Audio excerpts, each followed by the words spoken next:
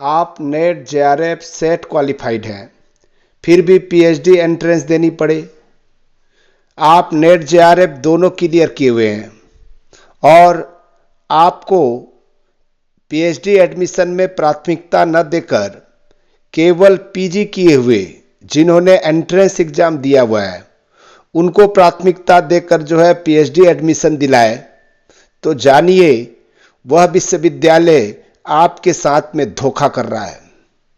जानिए क्यों ये गलत है। UGC regulation 2022 explained. मैं डॉक्टर वेणुधर रौतिया लॉ में असिस्टेंट प्रोफेसर हूं। आप सभी का law order and civil rights YouTube channel में स्वागत है।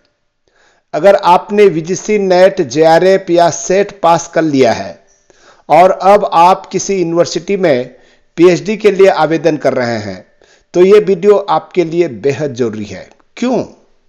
क्योंकि बहुत से विश्वविद्यालय अब भी वीजीसी के नियमों का उल्लंघन कर रहे हैं और आपको इसका शिकार बना रहे हैं। आज हम जानेंगे वीजीसी रेगुलेशन 2022 के अनुसार आपको क्या अधिकार है और अगर उनसे छेड़छाड़ होती है तो आपको क्या करना चाहिए। क्या कहता है वीजीसी रेगुलेशन 2022?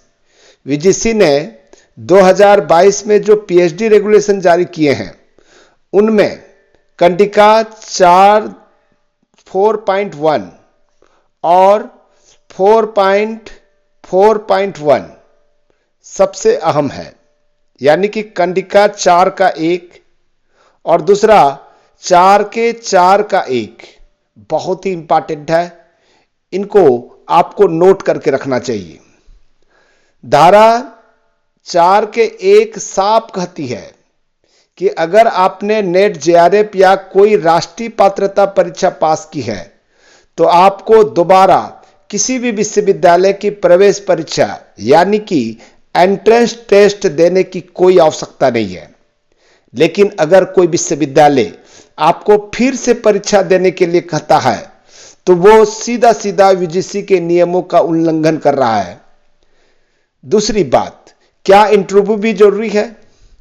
अब बात करते हैं कंडिका 4 के 4 के 1 कि जिसमें स्पष्ट लिखा है कि पीएचडी की सीटों को 2 भागों में बांटा जाएगा। ठीक है, ठीक से समझिएगा। पीएचडी की सीटों को 2 भागों में बांटा जाएगा। 60% सीटें सिर्फ नेट जेआरएफ क्वालिफाइड छात्रों के लिए आरक्षित है। बाकी 40% सीटें उन छात्रों के लिए है जो विश्वविद्यालय या कॉमन एंट्रेंस टेस्ट से आए हैं।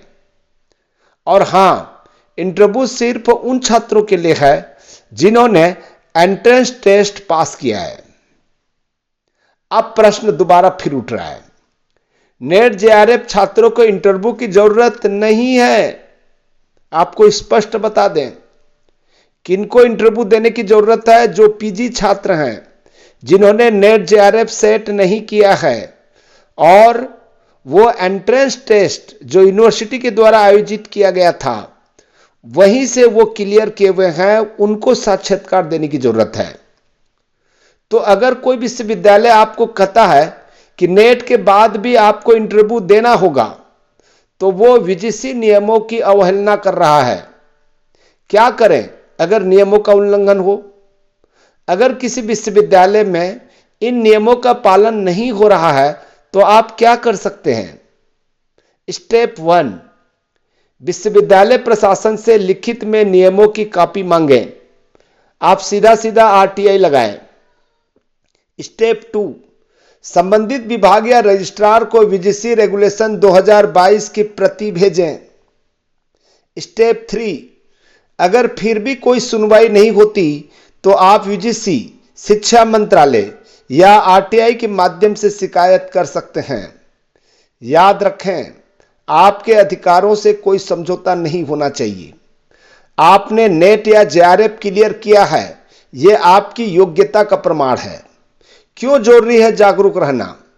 आज भी कई विश्वविद्यालय पुराने नियमों या अपने खुद के ऑर्डिनेंस का हवाला देते हुए छात्रों को गुमराह करते हैं। लेकिन वीजीसी रेगुलेशन 2022 सभी पर बाध्यकारी है। चाहे वो केंद्रीय विश्वविद्यालय हो, राज्य विश्वविद्यालय हो या निजी विश्वविद्यालय हो। अगर आप सेट, जेआरएफ या नेट क्लियर कर चुके हैं तो ये वीडियो आपको न सिर्फ जागरूक बनाएगा बल्कि आपके अधिकारों की रक्षा भी करेगा। अगर आप या आपके किसी मित्र के साथ में ऐसा अन्याय हुआ है तो इस वीडियो को जरूर शेयर करें। नीचे कमेंट्स में बताएं, क्या आपके साथ भी कोई विश्वविद्यालय ऐसा कर रहा है? चैनल को सब्सक्राइब करें, बेल आइकन दबाएं ताकि आप रह सकें हर अपडेट से जुड़ें। जय हिंद। छात्रों की आवाज बनकर रहिए।